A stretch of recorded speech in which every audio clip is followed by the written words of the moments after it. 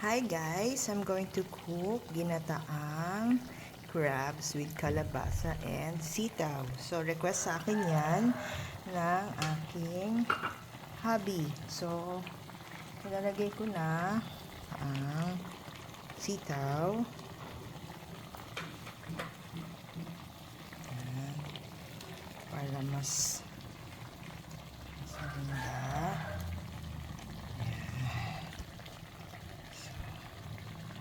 Natin sitaw.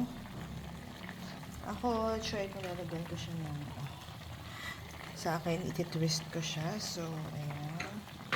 Then, yung aking sili na pula. Ayan. Para mas masarap.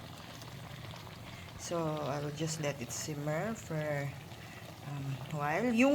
Yung sabaw na linagay ko dyan is the broth of the crabs. Kasi para mas malasa siya at mas masarap. So, ayan. Pakuluan muna natin siya. So, ako kasi hindi ko siya ano. So, ayan siya. Hindi ko siya. So, hi guys. Ayan na siya.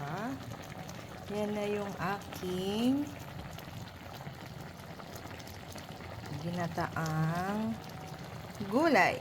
Nami kaayod gid. So, syempre, gusto mo naman ng masarap na pagkain. Thank you. Bye-bye!